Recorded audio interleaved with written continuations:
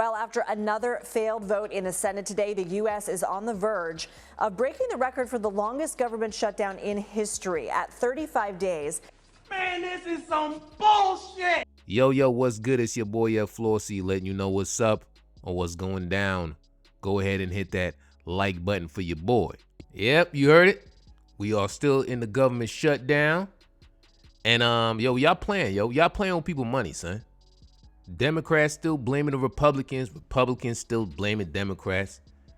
Republicans are like, yo, we just need a couple of y'all Democrats to mosey y'all asses over here to do this 60 vote. We just need 60 to open up this government again. These rifle shot bills that you keep hearing about deviates from the goal. We have one singular purpose, and that is to reopen and fund the entire government. The Democrats do not get to shut down the government and then make the decision on who's more important than the other and which little thing they want to fund to relieve their own political pain. We have one purpose, and that is turn this thing back on. And all those other efforts are deviations, and it's political games. They're trying to cover their own tails now because they know they have inflicted this pain. But Democrats are like, yo, we gonna hold off until we get a couple things. Like expanding these subsidies on this health care so people's insurance don't double and shit go through the roof. And Republicans like, I bet we gonna talk about that. Let's just sign this CR bill, this continuing resolution bill, to get the government open, and we gonna talk about that. But then Democrats like, nah, bro, you said that last time. We need to do something now. And our position as Democrats remain the same. We will sit down with any Republican who is prepared in good faith to find a bipartisan path forward to reopening the government, to entering into a spending agreement that actually makes life better for the American people, not worse, and that decisively addresses the Republican health care crisis. We will not support a partisan Republican spending bill that continues to gut the health care of the American people. That's been our position week after week after week, and it will continue to be our position. So it's just a hot bowl of clusterfuck going on, man. Seems like a lot of egos involved, and it honestly would be very entertaining if people's livelihoods weren't involved. Like, y'all mess with people's money, man. People missing out on their food stamps, their paychecks. It's really bad. Danielle Grant is starving. I'm trying to see if I can get some food because we literally don't have anything to eat today or tomorrow. So we're going to try to make ends meet, and we can. Desperate for food, nowhere to go. Grant and many others got to the Hope Line today just to make an appointment to come back later in the week for food. Resources are slim, leaving 40% of Bronxites without money to feed themselves. Some still in shock. You heard things before, but it's like, they're not going to let people starve. That's ridiculous, but it's like, no, that's literally like what's happening. We hope the food pantries maintain open, because if they don't stay open, I really don't know what we're going to do next. And let me tell you, if this goes past a certain amount of time, I don't want to think like that. But if it does, it's going to mess with people's housing. And you think people mad about them food stamps? Oh, man. Oh, it's going to get crazy. So y'all got to get this together, son.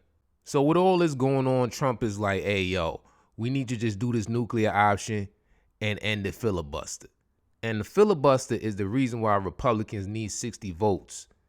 Without the filibuster, it would just be the majority. Majority wins.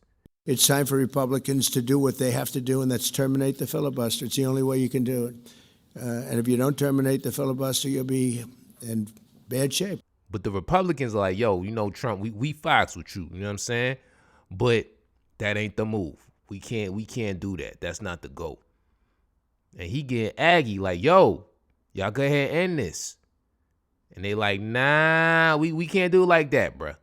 Nuclear option on the table? If so, why haven't you used it already? It's not really on the table, and the reason, the biggest concern, it may be forced upon us, but the biggest concern that we have is the Senate goes back and forth. And when the filibuster was in place, keep in mind, it kept judges off the bench. It kept the Chuck Schumer from packing the Supreme Court in 21, and it kept them from passing the most disastrous overhaul that we've had to federalize programs in history in 22. And I understand President Trump's frustration with both the filibuster and the blue slip, but when he called me, I explained to him, I said, Mr. President,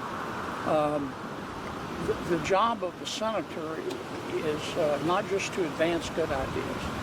The job of a senator is also to kill bad ideas. Man, all of this wild, man. And it infuriates me to the 20th power that the ones that are really hurting are the people, are the citizens, the ones that pay their taxes.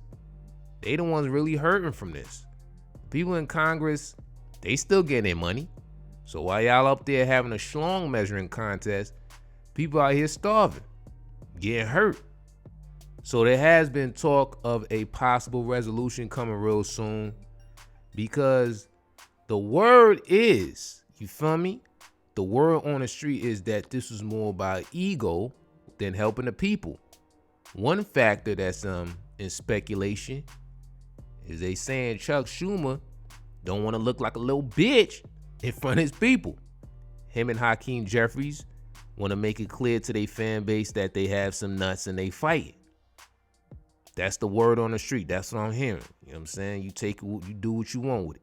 Now, Chucky Schumer has stood firmly against government shutdowns for his entire career. What changed? One simple answer. Schumer is scared to death.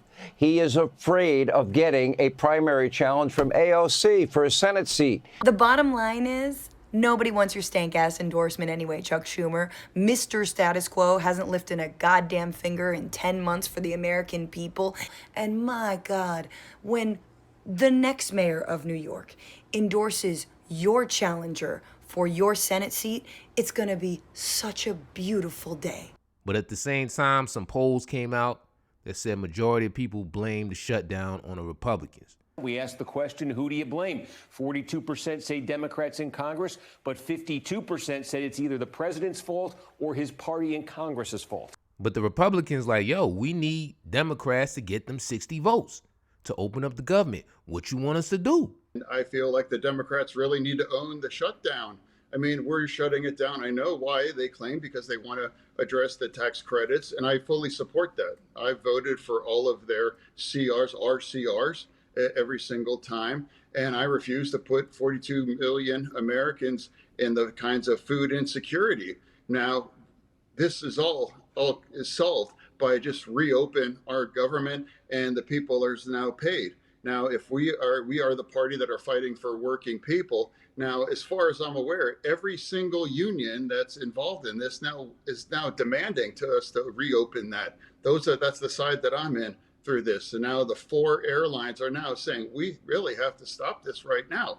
But then you have people saying, hey, you got the House, you got the Senate, you got the presidency. Do something.